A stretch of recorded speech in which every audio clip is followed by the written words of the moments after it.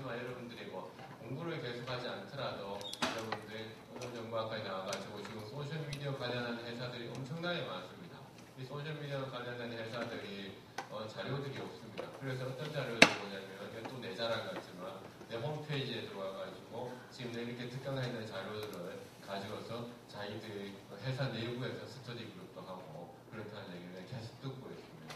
그래서 여러분들이 지금 이게 아무런 흥미가 없어 내가 대학원 갈 것도 아닌데 이런 얘기를 왜 들어야 될 것인가 라고 생각을 할 수도 있는데 지금은 그런 경계가 없어지는 그런 지금 시기입니다. 그렇죠? 그래서 여러분 공무원 된다고 하더라도 최근에 공직자를 위한 SNS 길라잡이라는 이런 책도 나와서 모든 공무원들한테 배포를 했습니다. 그렇죠? 다시 말해서 우리가 피해가야 피해갈 수 없는 그게 또 언론정보학과의 장점이기도 하고 그래서 여러분들 학문적인 얘기가 아니라 이거는 지금 당장에 우리가 실무적인 것하고 연결이 되어 있다는 거죠. 그래서 앞서 그 SNS라든가 웹 2.0을 얘기하면서 왜 그 얘기를 중요시 했느냐. 과거에는 뭐냐. 매스미디어 시대였단 말이죠. 웹 1.0도 아니라 매스미디어 시대는 정보를 그쵸 보내면 여러분들이 가만히 앉아서 받았습니다. 그렇죠. 투수와 포수가 아닌 관계. 그렇죠. 그래서 커뮤니케이션 이론에 심지어는 탄환 이론에 와서 총을 쏘면 사람들한테 정보를 갈 것이다. 이런 얘기 했었죠. 그러나 이제 다 믿을 수 없는, 여러분들이 안 그렇잖아요. 그렇죠. 나도 매스미디어가 주는 정보 그대로 믿지 않죠. 왜냐하면 지금은 아젠다가 뜨개질하고 있다라는 거죠. 매스미디어 정보 좀 받아들이고 SNS 좀 받아들이고 다 받아들이고 또한 기자들도 SNS에서 정보 보고 포털에서도 정보 보고 하면서 의제들을 계속 바꿔나가는 이런 시대가 바뀌고 있다는 거죠. 그래서 정보라는 것이 우리의 삶에 이렇게 뜨개질처럼 되어가고 있다는 거죠. 그러면서 최근 우리가 한국에서 아이폰이 그렇죠. 2009년도에 오면서 크게 든 게 모바일이 바로 그 여러 가지 정보들을 묶어주는 바늘이 되어가고 있고 소셜 네트워크가 바로 그런 실타래가 되어가고 있다는 거 이제 미국의 퓨 리서치 센터에서 또한 나왔습니다. 그래서 모바일이 핵심이 되어가고 있죠. 그래서 예전에 우리는 웹 2.0의 관계 시대가 된다는 거죠. 그래서 여러분들 기자가 된다고 하더라고요. 기자들하고 좀 상대를 좀 많이 하는 편인데 내가 하고 싶어서 하는 것이 아니라 기자들이 취재하러 옵니다. 그래서 왜냐하면 왜 웨보 매트릭스를 할 것인가? 특종이 나온다라는 거죠. 웨보 매트릭스를 통해 가지고 우리가 많이 들었습니다. KV 게이트 혹은 위키리크스 이거 다 데이터 저널리즘이고 다 웨보 매트릭스하고 관계가 되는 것이다라는 거죠. 왜냐하면 우리가 객관적 실험이 불가능하잖아요. 사회과학에서. 그래서 우리가 모르고서 가지고 실험할 수 없죠. 그 다음에 정치인들이 본인들이 뭐 하는지 정보를 다 안 보여주죠. 그렇다 보니까 앞서 얘기했던 이명박, 박근혜 씨의 사진, 그렇죠. 또 다른 우리가 그림 네트워크에서 봤듯이 이런 보이지 않는 것들을 찾아낼 수 있다는 거죠. 그 다음에 정치인의 메시지가 어떻게 확산되고 누가 확산시키는지 우리가 어떻게 찾아낼 수 있더라라는 거죠. 그래서 예컨대 이런 제목으로 시사인 의원의 사적 정보 강으로 엿보다 해서 우리가 이렇게 했고 대권 주자 팔로워들 뭐 이런 것 데이터가 소셜을 분석한다. 인터넷에 도드는 모든 정보를 계산할 수 있고 그렇죠. 그 다음에 트위터 보니까 각각의 대선 후보들이 어떤 형태를 가지고 있는지 얘기도 하고 예컨대 그 사람들이 정보 유포형인지 대학 간접형인지 우리가 하는 일들에 대해서 알고 싶으면 이 책을 좀 보면 나와 있고요. 그 다음에 CNN에서는 어떻게 가상공간 그렇죠. 세컨드 라이프라고 하는 세컨드 라이프 사용해봤습니까? 여기에서 새롭게 결혼도 하고 새로운 직업을 갖는 사람들 있잖아요. CNN에서는 이렇게 가상공간에다가 어떻게 기자를 또 파견해서 가상공간의 정보까지 수집하게 되는 이런 형태로 데이터를 또 수집해가지고 그렇죠. 그 다음에 최근에 한국에서는 YTN하고 연합뉴스에서 여러 가지 인포그래픽 정보를 어떻게 이렇게 그래픽으로 보여주는 웨보 매트릭스적인 방법을 하는 이런 랩을 만들어서 데이터 저널리즘을 하는 사람들을 뽑고 있습니다. 그렇죠? 그 다음에 앞서 트윗 애드먼스 얘기했죠? 트윗 애드먼스에서 여러분들이 트위터를 이용하는 사람들 정보들을 이렇게 해서 지역을 설정하고 성별을 설정해서 설문조사를 하죠. 그 다음에 이거 어떻게 합니까? 그 사람이 트위터상에 남아있는 정보들을 또한 수집해가지고 이 사람이 어떤 메시지를 가지고 얘기하는 찾기 이런 형태의 방법들이 나오고 있다. 그래서 이런 소셜 리서치 개념들이 나오고 있고 그래서 18대 국회의원들 뭡니까? 네이버에다가 여러분 이름을 다 넣어가지고 인맥관계가 어떻게 되어 있는지 국회의원들 인맥관계 찾아보니까 끼리끼리 놀더라. 다시 말해서 연두색 보세요. 그 다음에 파란색 다 정당을 뜻하는 것이죠. 그래서 예컨대 한나라당은 한나라당끼리, 그 다음에 민주당은 민주당끼리 끼리끼리 놀더라는 걸 찾을 수 있고, 네이버에서 여러분들 이런 정보들을 다 수집할 수 있더라라는 거죠. 그래서 누가 어떤 이슈가 인터넷에서 잘 드러나고 있는지 우리가 시선을 찾을 수가 있고요.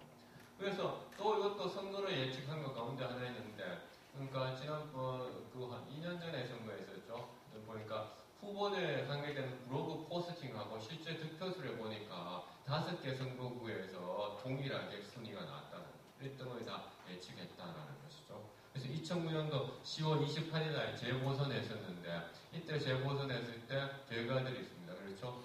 당선자 모두 블로그 가시성이 다 높았습니다. 1등은 다 맞췄습니다. 2등하고 3등은 좀 틀린 경우가 있었습니다. 그래서 10월 27일 전에 10월 28일에 했는데 10월 27일에 우리가 이 그림을 다 만들었습니다. 그래서 이제 우리가 보도를 하려고 얘기했는데 이제 기자가 글까지 썼습니다.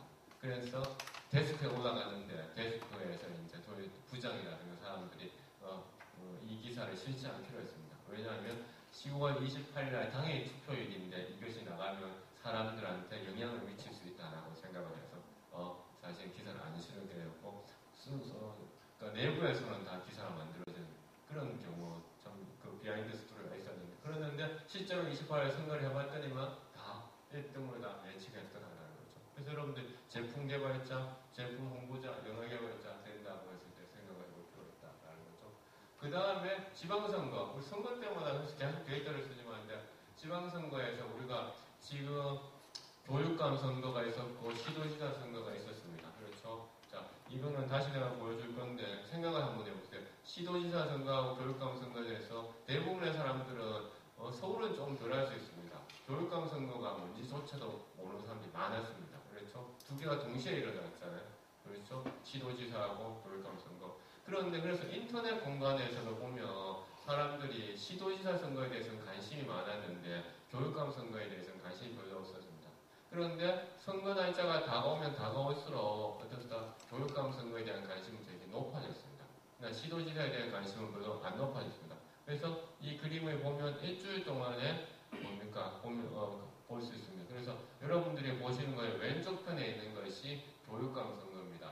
그 다음에 오른쪽 편에 보이는 것이 시도지사인데 바뀌는 거 보세요. 처음에 교육감하고 시도지사 관심도는 시도지사가 훨씬 더 많았죠. 위에 날짜가 바뀌면서 교육감 쪽에 훨씬 더 빠르게 지금 네트워크가 촘촘해지고 있습니다. 그렇죠? 훨씬 더 촘촘해지고 있습니다. 다시 말해서 처음에는 관심이 별로 없었지만 사람들이 시간이 지나갈수록 교육감의 선거에 대한 관심이 높아졌다. 만약 캠페인이라든가 커뮤니케이션 전략을 짠다면 되게 중요하겠죠, 이런 것들이. 그래서 다시 한번 보면 여기 한번 바뀌는 거 보세요. 이쪽하고 비교했을 때 바뀌는 거 보면 엄청나게 빠르게 바뀌어가고 있다는 이런 것들은 이거 다 어디 인터넷에서 자료를 우리가 수집해서 찾을 수 있는 것들이었다라는 것이죠. 그래서 특정한 이슈를 할 수 있다라는 겁니다. 그래서 예컨대 시도지사, 교육감 엄청나게 빠르게 할 수 있죠. 24일부터 6월 2일까지. 그래서 심지어 숫자를 한번 보세요. 숫자를 표시해놓고 왔더니만 그러니까 여기 한번 보세요. M이 시도지사, E가 교육감인데 교육감은 몇 배입니까? 거의 100배 가까이 되는 거고 그 다음에 시도지사는 1점 몇 배 정도밖에 안 되죠. 그럼 지난 대통령 선거 2007년도 대통령 선거에서 보니까 숫자의 그 크기 자체가 틀리죠. 그만큼 대통령 선거에서는 사람들이 관심이 많이 컸었다는 2007년도에서 그렇죠. 이런 것들을 통해 볼 수 있고 그래서 내가 이런 얘기를 많이 하다 보니까 간혹 이렇게 좀 프랙티컬한 질문들 그냥 정치인한테 가서 좀 특강을 하기도 합니다. 그래서 얘기하는 것이 소셜미디어 누구한테 유리하냐. 내가 어떻게 압니까? 모르죠, 사실은. 모르는데 언론에서는 이런 얘기 많이 합니다. 그렇죠? 마치 모든 선거가 소셜미디어가 영향력을 미치는 것처럼. 그러나 소셜미디어가 영향력을 미치기도 하고 미치지 않기도 하고 그렇죠? 미치기도 하고 미치지 않기도 합니다. 예컨대 그러니까 우리 연구 결과였는데 또 다른 제목 조선일보에서는 한나라당 황우여 원내대표를 트위터 2년 전에 알고 있었다 나와 있죠. 그래서 언론에서는 상당히 일관화를 좀 많이 하는데 우리가 인터넷의 역할에 대해서는 크게 두 가지 관점이 존재합니다. 인터넷의 공간에서 노멀리제이션 전통적인 권력지수와 똑같을 것이다. 오프라인 공간에서 힘 있는 놈이 사이버 공간에서도 힘이 있게 될 것이다. 아니다. 평등하다. 인터넷 공간에서는 그러한 것들이 좀 달라질 것이다. 라는 얘기들을 하고 있습니다. 그래서 이퀄리제이션, 노멀리제이션 이런 얘기를 했었는데 2005년도 데이터인데 여러분들 정치에 대해서 조금만 관심이 있으면 정말 흥미로운 건데 한나라당이고 우리 열린우리당입니다. 그렇죠? 당시에 2005년도니까 열린우리당이 여당의 시절이죠. 그 다음에 민주노동당이었습니다. 여기 보면 흥미로운 게 뭐냐 한나라당의 국회의원들인데 여기 국회의원들이고 여기는 소위 말해서 파워브로거드입니다. 열린우리당 국회의원들이면 파워브로거죠. 그 다음에 민주노동당입니다. 중간에 있는 파워브로거드는 한나라당하고 열린우리당에 다 링크하고 있는 파워브로거드입니다. 그 다음에 여기 진하게 되어 있는 선은 뭐냐면 열린우리당이라든가 한나라당 혹은 민주노당 국회의원이랑 직접적으로 연계되어 있는 사람들이고 여기 연하게 되어 있는 선들은 파워브로들끼리의 친구 관계입니다. 친구 관계. 그러는데 우리가 열린우리당 뭡니까? 이게 왜 당시에 힘을 썼느냐면은 그러니까 이런 직접적으로 연계된 파워브로드들이 아니라 한나라당의 파워브로드들은 서로가 서로의 친구입니까 아닙니까? 지금 열린 약한 선들이 안 보이죠 별로. 그렇죠? 열린우리당은 뭡니까? 자기들끼리 다 친구인 겁니다. 자기들끼리 친구. 다시 말해서 그러니까 우리의 어떤 제품, 우리 회사의 홍보를 하기 위해서는 나의 고객들이 고립자들로 존재해야 되는 것이 아니라 우리 회사의 고객들이 어떻게 봅니까? 또한 서로끼리 친구가 되어 있으면 훨씬 더 결집력, 파급력이 높겠죠. 그래서 한나라당이 왜 인터넷에서 고생하느냐? 지지자가 없어서 고생하는 것이 아니다. 지지자 있습니다. 열성적인 당원들이 있습니다. 왜 고생할까? 이 지지자들이 고립되어 있다는 거죠. 서로 간에 연결되어 있지 않다는 거죠. 열린우리당 서로 간에 연결되어 있더라는 거죠. 우리 회사가 왜 안 될까? 우리 회사의 지지자들은 고객들이 있습니다. 똑같이 100명이 있고 상대방 경쟁회사 100명이 있는데 상대방 경쟁회사의 100명들은 서로가 다 친구 관계에서 인터넷에 뭔가를 열심히 퍼내고 있더라는 거죠. 이건 브로그에서 이건 17대 국회의원인데 이렇게 뭡니까? 끼리끼리 모여있죠. 다시 말해서 오프라인 공간에서도 끼리끼리 모여있는 것을 보여주기도 하고. 자, 또한 하나가 우리가 어떤 얘기였습니까? 인터넷이라는 것이 민주주의를 촉진하는 것이 아니라 오히려 민주주의를 방해한다라는 얘기를 하버드 대학의 카스 선스타인 교수가 했습니다. 그러면서 그것을 경험적으로 검증하는 시도들이 있었는데 대표적으로는 한국에서 내가 했는데 그 보면 민주주의가 촉진된다는 얘기는 나와 의견이 다른 사람의 하고 대화도 해보고 나와 의견이 다른 사람하고 그렇죠 토론도 해보고 그래야 민주주의가 가능한 겁니다. 다른 의견을 가진 사람들. 근데 트위터 공간에서 한번 보세요. 이 나경원의 트위터입니다. 원희룡의 트위터, 노회찬의 트위터, 강기갑의 트위터, 정동영의 트위터입니다. 그렇죠? 그래서 나경원의 트위터를 따르고 있는 팔로워가 있죠? 이 팔로워들을 다 조사했습니다. 그래서 그 사람들이 원희룡을 따르고 있는지 하면 중복을 체크할 때는 5명밖에 5명만이 원희룡과 나경원을 있습니다. 그렇죠? 같은 당인데 나경원과 원희룡 완전히 다른 사람들이죠. 그렇죠? 5명밖에. 그렇죠? 그만큼 사람들이 분재되어 있고 또한 같은 당 내에서도 있다라는 거죠. 여기 보세요. 노회찬하고 강기갑은 뭐죠? 이 2명의 중국을 따르고 있는 사람들이 그렇죠? 2,957명이나 되더라는 거죠. 그 다음에 나경원하고 정동영을 따르고 있는 사람 8명밖에 안 돼요. 그러니까 사람들은 자기가 좋아하는 정치인들, 자기가 좋아하는 그렇죠? 정당에서 어떤 파고만 정부를 하고 있더라는 거죠.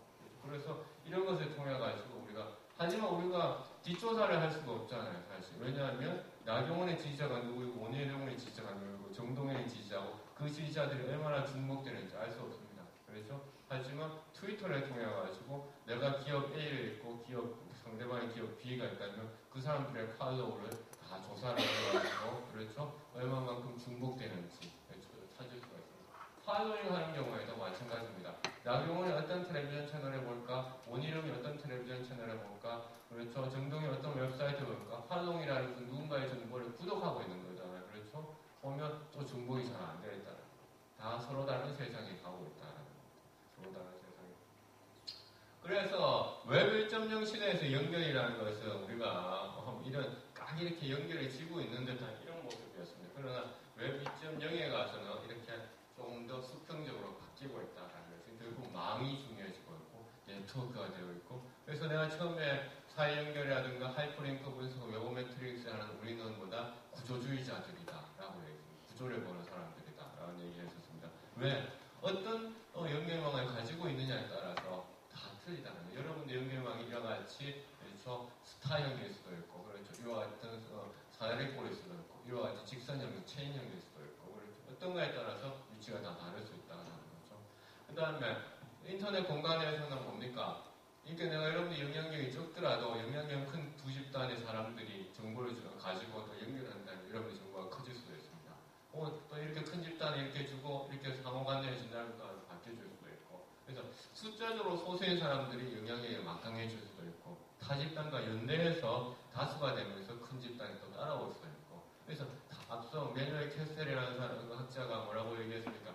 네트워크 사회가 그냥 네트워크 사회가 아니라 우리가 네 가지로 구분할 수 있다는 얘기했었지 않습니까? 그만큼 많은 것이 달라지고 있다. 그래서 우리가 망을 보는 것이고 그 다음에 조금 지루할 것 같아가지고 월드컵 2010년도 경기를 보면 남한하고 한국하고 북한하고 그 다음에 브라질과의 경기인데 여기 한번 보세요. 그러니까 북한은 어디로 가면 정대세가 어디인가 정대세로 다 지금 몰리고 있습니다.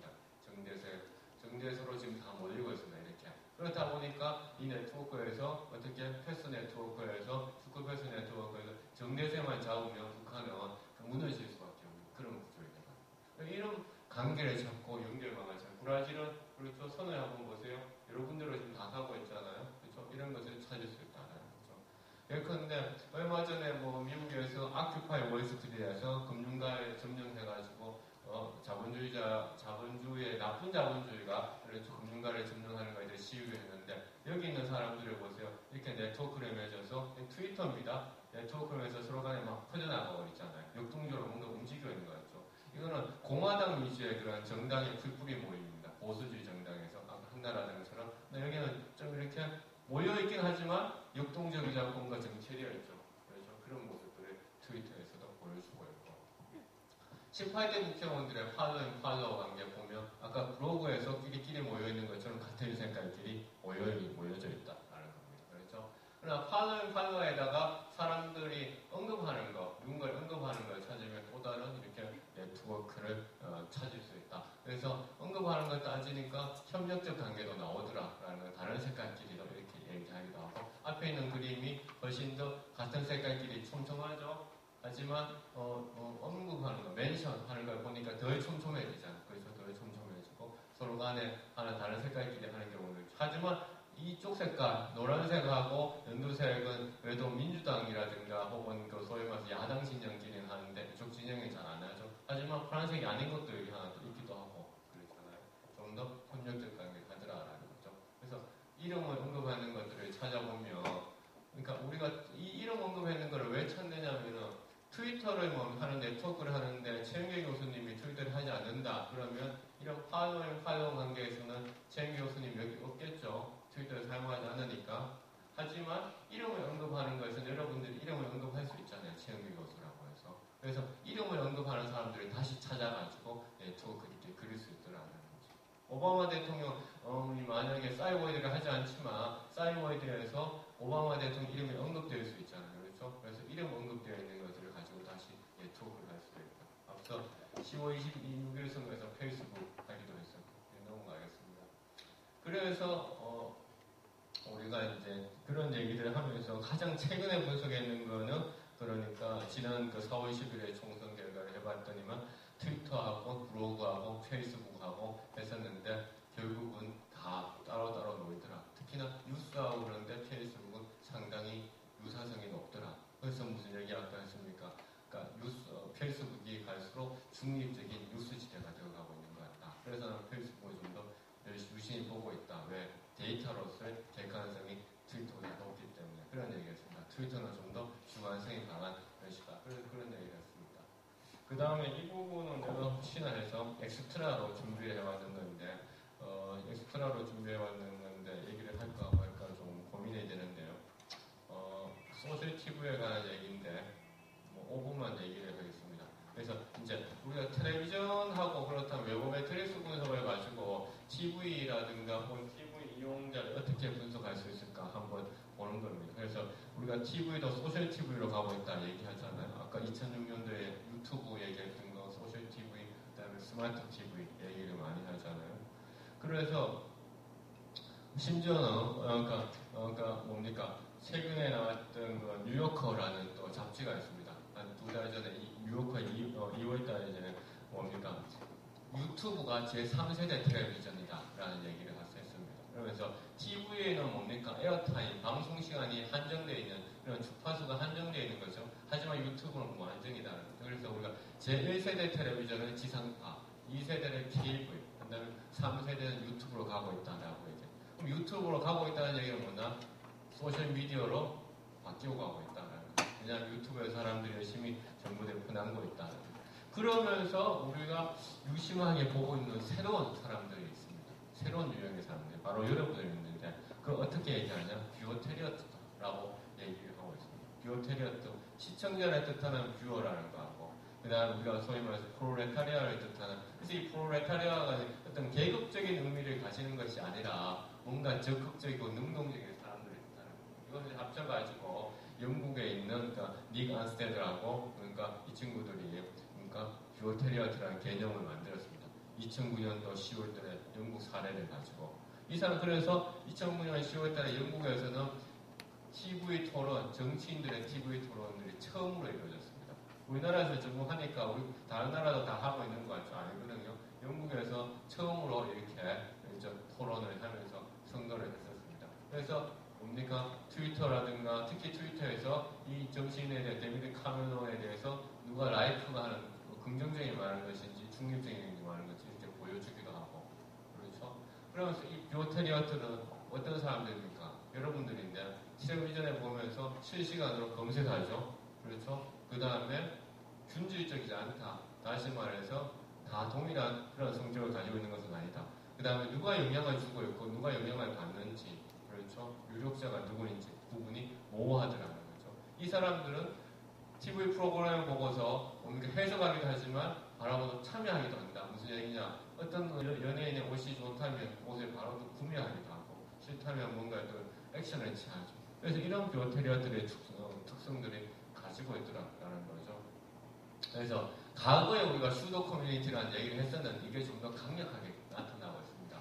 그래서 로스트, 김윤진이 했던 로스트라는 거, 미국의 인기 드라마 로스트 인기가 있었는데 분석해봤더니 로스트는 텔레비전 때문에 혹은 텔레비전의 컨텐츠 때문에 인기가 있었는 것이 아니라 로스트를 퍼나누는 각종의 인터넷상의 매체들이 이렇게 많더라는 거죠.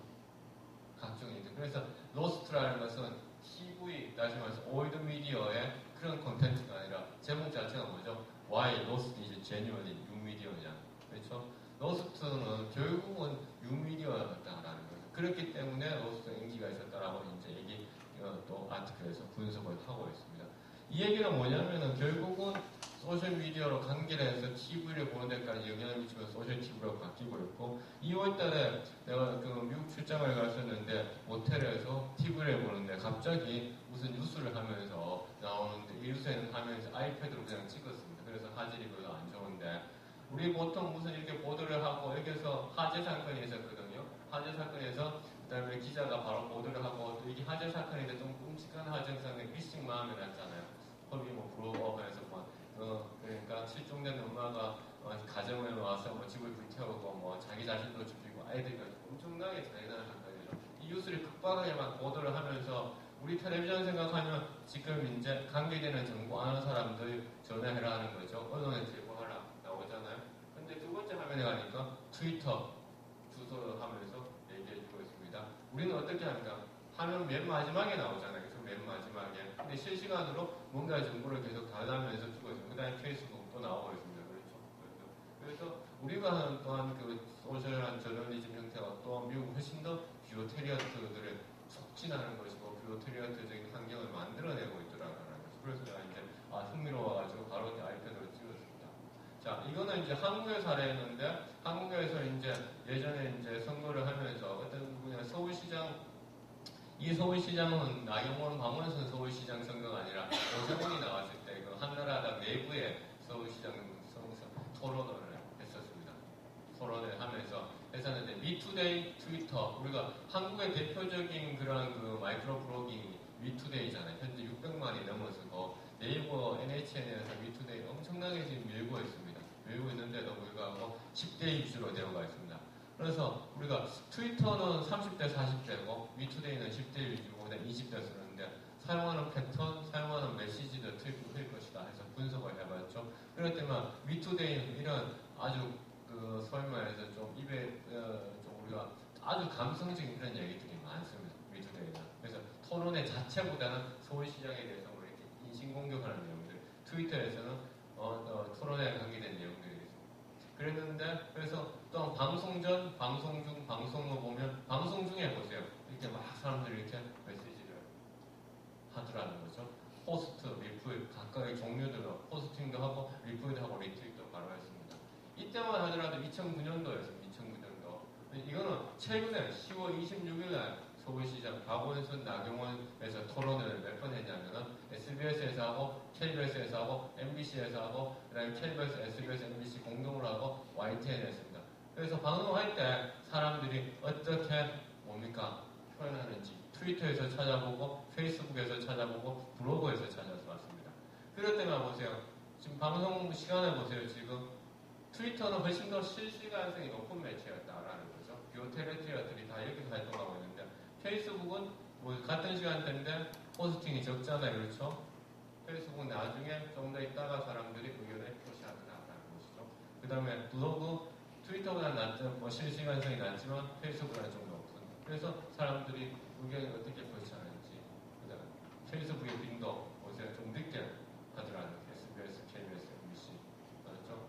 방송용 포스팅, 어떻게 언제 하는지. 그래서 각각의 매체마다 또 이런 뷰어 테리어들이 활동하는 방식들이 또 틀리다는 것이고, 또 흥미로운 것은 매체마다 사용하는 단어들이 틀려요. 메시지들이.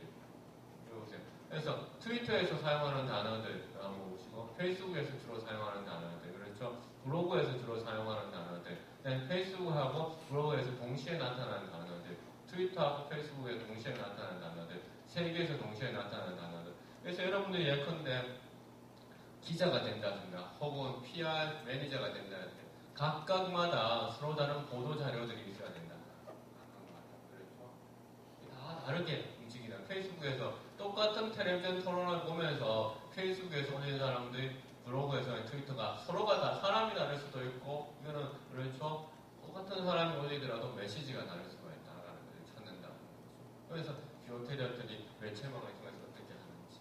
그래서 이런 식의 얘기를 오늘 뭐 우리 연구실에 하는 것들 가운데에서 많은 것들을 했지만 그 중에서 좀 한 절반 이상을 좀 가져왔지만 다른 사례들도 많습니다. 그래서 이 책에 보면 쉽게 좀 많이 써놨습니다. 그래서 혹시 관심 있는 사람들은 이 책을 보고서 살펴보고 좀 더 공부를 하면 되지 않을까 싶습니다.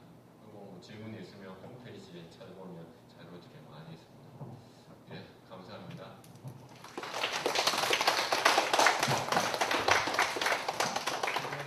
내용하고 아니면 평소에 인터넷 쓰면서 관계에 대해서 궁금했던 사소한 거라도 상관없습니까? 조금 어려웠습니까? 어렵다고 아니 어땠습니까? 되게 지금 하면서 내가 여러분들의 반응들 하나하나 계속 보고 있는데 어려운지 지금 되게 판단하기가 쉽지 않아가지고 다 아는 내용이에요.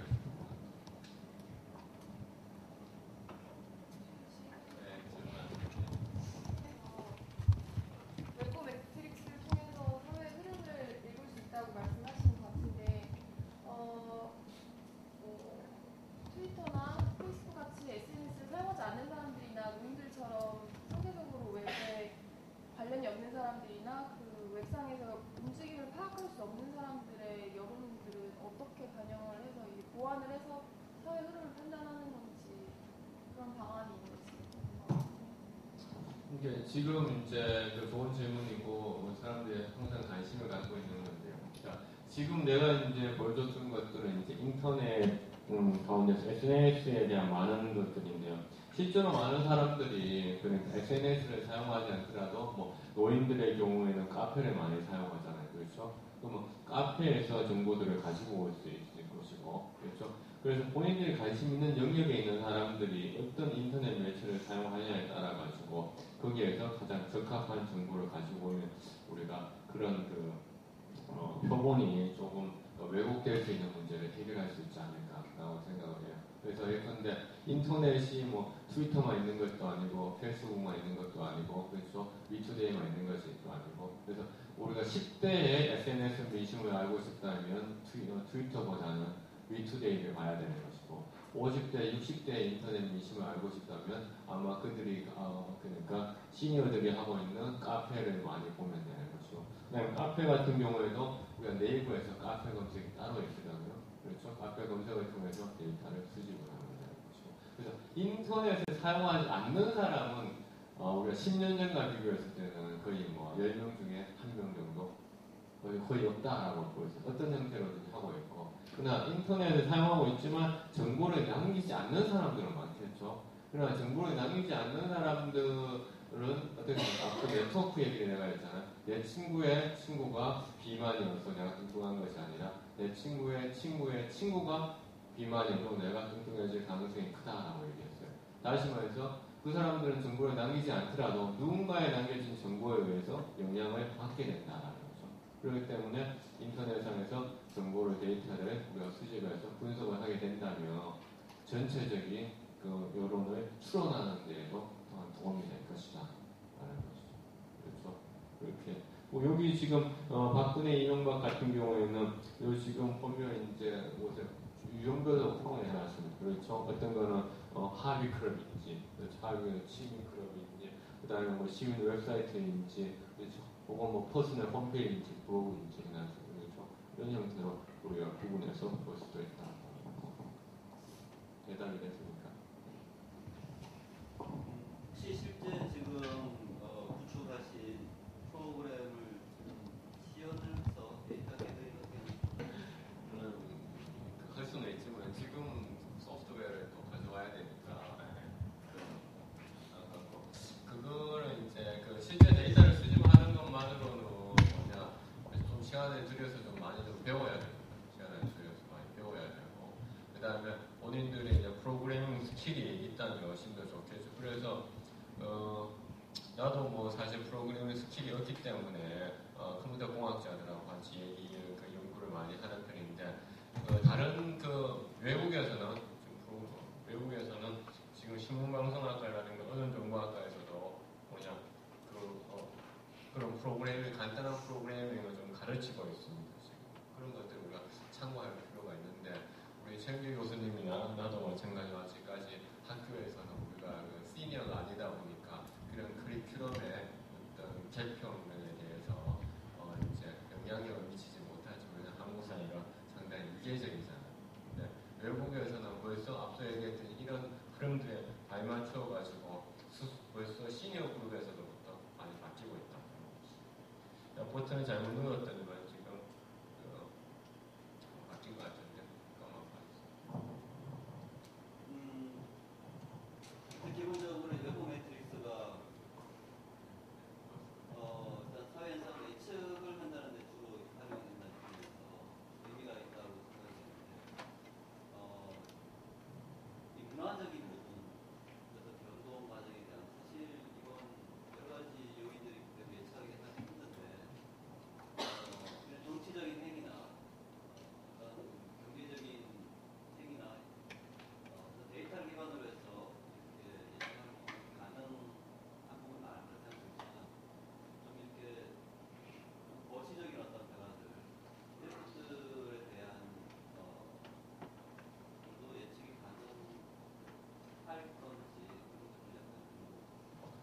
네, 그러니까 일단은 뭐 지금 좀 더 이제 우리가 사회 현상을 이제 마크로한 현상이 있잖아요. 큰 마크로한 현상이 있고 그다음에 마이크로 미시적인 현상들이 있습니다. 그렇죠? 그래서 마크로한 현상과 마이크로한 현상들을 다 우리가 분석이 이제 사실은 가능한데, 그러니까 내가 이제 개인적인 관심사는 마크로한 영역보다는 마이크로한 좀 더 맥락이 있는 그런 성가라든가 그렇죠? 그런 세팅에 좀 관심이 있다 보니까 주로 했는 거고, 내가 하고 있는 연구의 또 다른 추구는 이제 그러니까 이 지금 국제 관계를 이제 찾아내는 건데 이거는 좀 더 마크로한 거죠, 거시적인 거. 그래서 지금 이 데이터는 그러니까 2010년도 거지만 2005년도에 국제 온라인 공간에서의 국제 관계는 어떻게 했는지부터 해서 우리가 쭉 추적을 해가지고 보고 있는데 흥미로웠던 것들이 이제 2000년대 초반에 인터넷이 나왔을 때는 미국이 아주 중심적이었고 그 다음에 영국이라든가 캐나다가 중심적이었는데 지금 이 그림에서 그림이 작아서 보이는데 뭐 중국하고 소위 말해서 중국, 타이완, 싱가포르, 홍콩이 같은 영역으로 묶여져 있고 근데 우리가 브릭스라고 얘기하잖아요. 여기 저는 브릭스인데 브라질, 러시아가 같은 쪽으로 지금 묶여서 나타나고 있습니다. 예전에 2000년대 초반에서는 이런 움직임들이 안 나타났었거든요. 그래서 그런 측면에서 마크로한 현상들도 설명을 하고 있는데 설명과 예측은 상호 보완적인 거죠. 그러니까 예측하는 것은 정말 힘든 일이고 그러니까 설명하는데 연구의 목적이 큰 거고 예측은 4강 연구에서 예측은 정말로 조심스럽고 어려운 것이고 어떻게 보면 불가능할 수도 있는 것입니다. 예측을 하려고 시도들은 계속 이루어지고 있는데 외부 매트릭스도 마찬가지로 이제 예측하려고 노력하지만 예측보다는 설명에 초점을 맞추고 있다라고 말씀드릴 수 있지 않을까 싶습니다.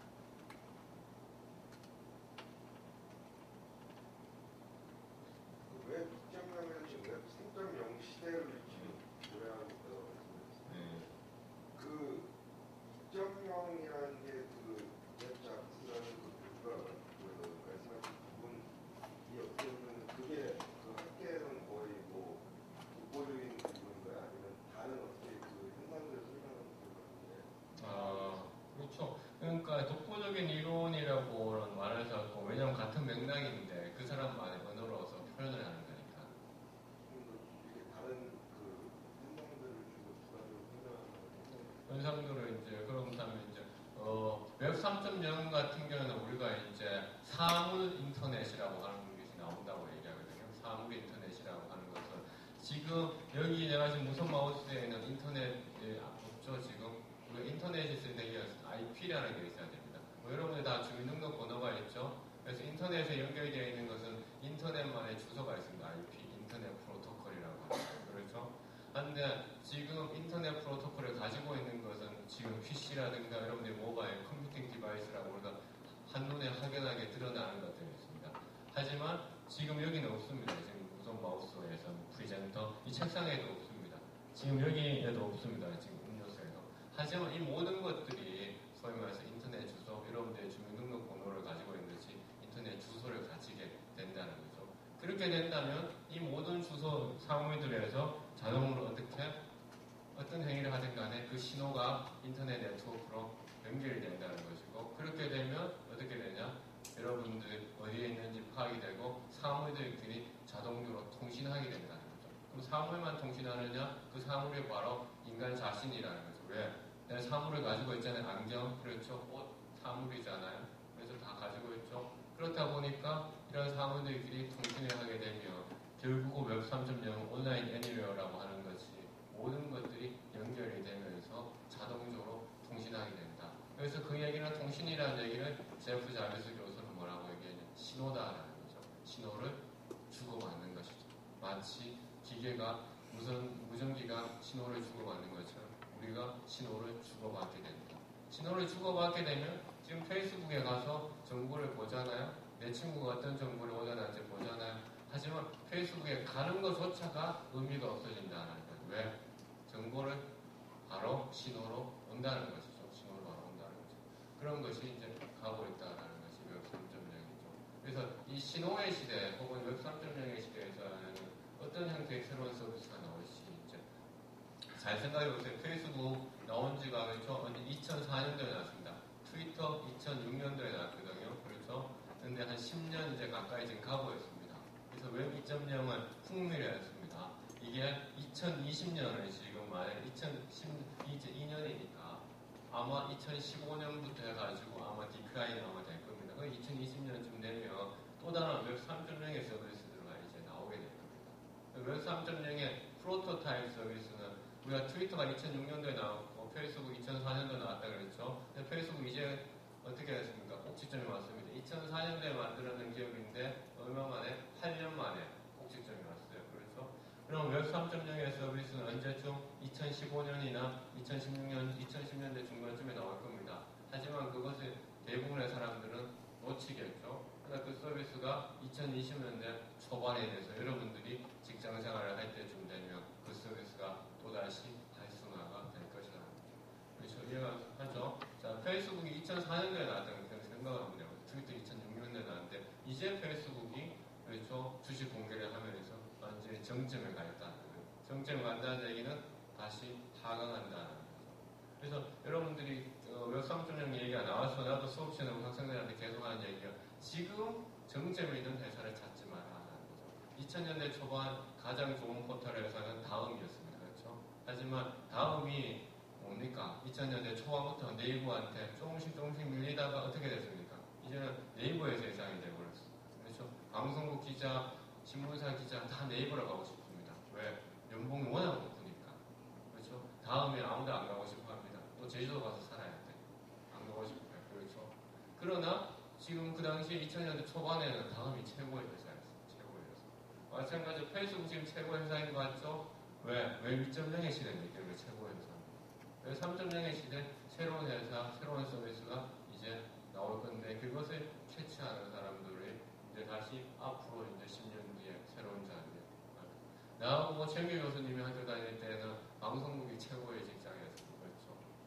케이블 회사 가는 사람들 방송국 시험에 떨어지는 사람이 같습니다. 그러나 지금 케이블 회사도 다르죠. 케이블 회사 중에서 그렇죠. 슈퍼 케이블 회사들 있잖아요. 그런 회사들은 지상파 방송보다 훨씬 더 강력하고 영향력도 세지 않습니다. 그렇죠? 그래서 관련해서 얘기하다 보니까 여러분들 진로의 관계에서도 내가 좀 얘기를 했습니다. 그래서 주목해서 잘 볼 필요가 있다. 두 가지를 하나는 이제 이 관계망이라고 하는 사실 인터넷 데이터로서 접근하면 굉장히 효율적인 가치를 지니지만 이 사적으로 봤을 때 이게 프라이버시와 관련이 된다는 측면에서 이 연구 윤리와도 관련이 된다고 생각이 드는데 웹4 매트릭스에서 이 광고문을 논의할 때 이 윤리적 측면에서 어떠한 이야기들이 있고 그 전망은 어떤 것인지가 질문이 되고 여러 가지 관계망 분석을 위해서 다양한 SNS를 연구를 했을 텐데 우리나라가 가지고 있는 SNS 그리고 소셜미디어와 외국에 가지고 있는 소셜미디어 어떠한 기술적인 것도 괜찮고 문화적인 것도 괜찮고 어떤 차이점들이 있었다면 어떻게 자, 이제 그 좋은 질문 이제 하셨는데 여러분들하고 시험을 위해 가지고 질문하신 것 같아요. 잘 들어야 될 것 같은데 시험, 그러니까 연구 윤리라고 얘기하는 것은 우리가 개인적인 그 영역을 침해하면 안 된다라는 것이죠. 개인적인 영역을 침해하면. 그래서 학계에서는 크게 두 가지 부분에 대해서 좀 논쟁 중이에요. 그러나 여전히 국내 학계에서는 이 부분에 대해서 논의조차 안 되고 있어. 왜? 인터넷 연구라든가 웨버 매트릭스 연구에 대해서 가치라든가 잘 모르고 있기 때문에. 그러나 외국 학계, 국제학계에서는 큰 이슈였어요. 그래서 인터넷 연구 윤리라는 책이 또 단행본으로 나오게 되고 크게 두 가지 관점이 있는 사람들이 있습니다. 첫 번째 관점이 있는 사람들은 뭐라고 얘기를 하냐면 우리는 인간을 연구하지 않는다. 다시 말해서 인간에는 메시지를 연구한다. 그렇죠? 그래서 우리가 인간을 직접적으로 연구하지 않기 때문에 우리가 최은길 교수님하고 그 다음에 나하고 논문을 같이 썼습니다. 그래서 논문 공저관계를 우리가 찾습니다. 그렇죠? 그렇다고 해서 논문 공저관계를 찾는 것이 이 공저관계가 인간관계가 반영할 수도 있고 반영하지 않을 수도 있죠. 마찬가지로 그렇기 때문에 우리가 인간을 연구하는 것이 아니라 인간이 생산된 산출물을 연구하기 때문에 인간을 연구하면서 지켜야 되는 연구 윤리를 지키지 않아도 된다 라고 얘기를 합니다. 참 한쪽 편에 있는 사람들은 나도 그쪽 편에 가까운 사람들이에요. 그렇죠? 왜냐하면 그래서 공개되어 있기 때문에. 그다음에 트위터라든가 그다음에 페이스북이라든가에서도 사적으로 내 친구들만 공개되어야 한다 하는 그런 메시지는 크롤러 검색 엔진이 갈 수가 없습니다. 그렇기 때문에 사실은 우리는 그들의 정보들을 침해하는 것이 아니다. 아까 사이버에도 보여줬죠. 사람들이 어떻게 했습니까?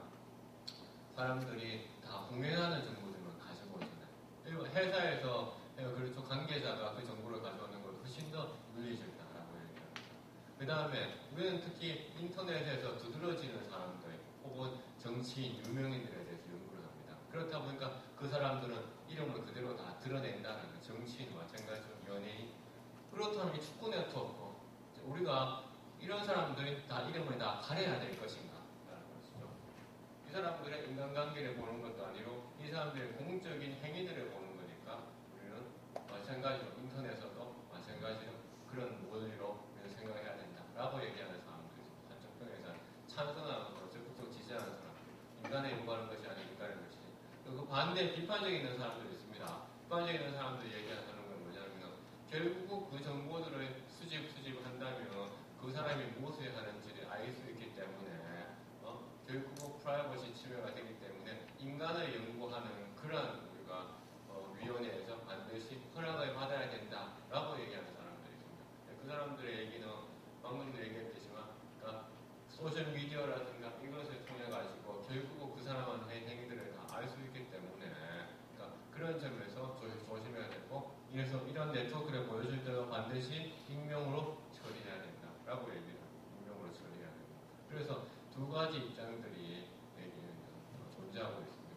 두 가지 입장이 존재하고 있다. 그래서 나 같은 경우에는 주로 정신을 얘기하기 때문에 실명을 그대로 보여주고 있고 그다음에 파워 블로그라든가 파워 트위터를 위한 그 자체가 또한 공인으로 보기 때문에 하고 있습니다. 그러나 만약에 전체적인 정말로 그 다수 대중을 할 때는 앞서 그 사이보이드에서처럼 집합적인 데이터를 사용하죠. 집합적인 데이터. 집합적인 데이터라는 건 뭡니까? 그 사람 특정인이 했는 행위를 보여주는 것이 아니고 이것도 마찬가지죠. 집합적인 데이터죠. 많은 사람들이 링크 걸려있는 거지만 그냥 보여준 거죠.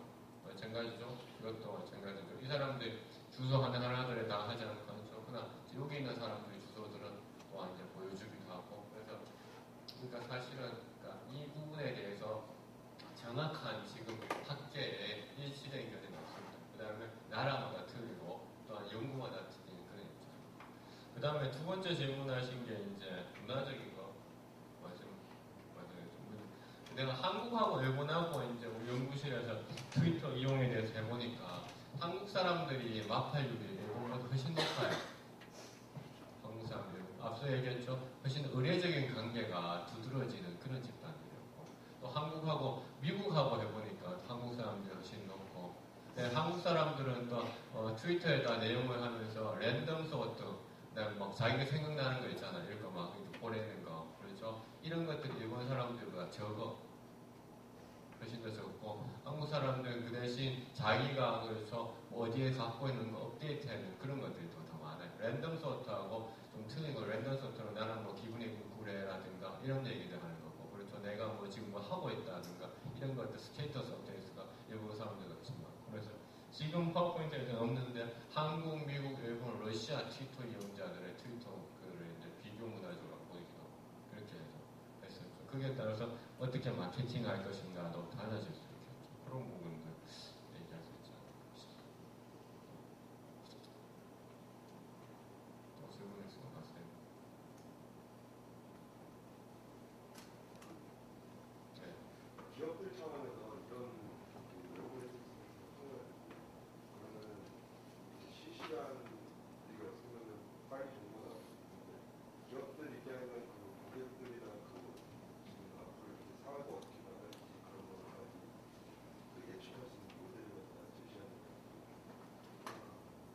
그렇죠. 기업들에서 지금 사실 그래서 우리가 2009년도에 그러니까 지금 이게 혹시 여러분들이 봤는지는 모르겠지만 시사인에 나오는 이 트위터 국회의원들 분석했는 거 이 이후에 2016년도에 트위터를 분석하는 컨설팅 업체들이 너무나 많아졌어요. 우리나라에서. 그래서 트위터 분석을 통해 가지고 또한 기업들의 평판을 또 찾아주는 그런 회사들도 많아졌는데 근데 지금 그러니까 그런 회사들은 많아졌는데 중요한 거는 데이터를 수집하거나 분석할 수 있는 그러니까 능력이 같이 가야 되는데 같이 안 간다는 이게 무슨 얘기야? 수집하는 거는 컴퓨터 프로그래머라든가 컴퓨팅 능력이 필요한 거고 분석하는 거는 여러분과 같은 이런 그 사회과학적인 마인드가 같이 가야 되는데 이 두 가지를 같이 가지 않고 수집하는 데 너무나 초점을 맞추다 보니까 분석하는 쪽에서 많이 사람이 부족한 거예요. 근데 분석하는 사람들도 수집하는 것 쪽에서 좀 알고 있어야 되고 수집하는 것도 분석하는 쪽에서 알고 있어야 되는데 이게 잘 안 가는 거죠 사실. 그래서 실제로 결국은 왜 지금 요번에 있었잖아요. 선거가 무슨 선거가 있었죠? 생각이 안 나네. 네, 4.11 총선에서 각종의 트위터 조사들이 아무도 그것을 제대로 보지 못했잖아요. 지금 한나라당이 승리할 것이라는 보지 못했죠. 왜냐하면 트위터만을 봤기 때문에 그렇다는 거죠. 왜? 트위터라는 매체 자체가 벌써 한쪽으로 경도되고 있었다는 거죠. 페이스북하고 다르게. 그래서 지금 앞서 얘기했던 우리가 했던 트위터, 블로그, 뉴스, 페이스북 4개 매체를 우리 연구실에서 다 봤습니다. 그렇다면 페이스북하고 뉴스가 같이 가고 페이스북에서는 한나라당이 승리한다는 것이 트위터보다 훨씬 더 잘 드러나고 있었다고. 그냥 그것은 지금 정리가 계속 하고 있어서 좋은 그림이 안 나와서 내가 넣었다고 뺐는데, 그러니까 동아일보 보도를 한번 보면, 그래서 그런 측면에서 여러분들이 자꾸 이렇게 이 분야에 관심을 자꾸 가지면 지금 인력들이 상당히 많이 필요로 하고 있습니다. 지금 이 분야에 대해서. 그리고 지금 이것은 뭐 작은 기업부터 시작해서 큰 기업까지 다 이 분야에 좀 관심을 많이 가지고 있고 시장이 아주 크다고 볼 수가 있습니다.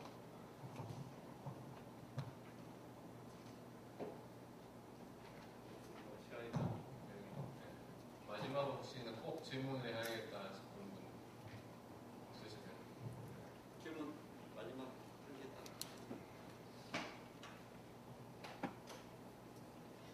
어디서 배울 수 있느냐 이런 질문을 해야 되는 거 아니에요? 어디서 배울 수 있어요? 일단은 뭐 배울 때 되면 일단은 뭐 여러분들이 이제 각자 이쪽에 대해서 좀 배경적인 지식을 아는 것이 가장 뭐 중요하겠죠. 배경적인 지식하고 또 이제 실무적인 그러한 그 테크니컬하게 하는 능력들을 조금씩 이제 좀 2차적인 문제니까 배경적인 지식을 하는 것은 물론 이제 뭐 체험교육적인 수업이라든가 이런 수업들을 통해서 또 책이라든가 통해서 할 수 있는 것이고 실제로 데이터를 수집하거나 이런 것들은 본인들이 좀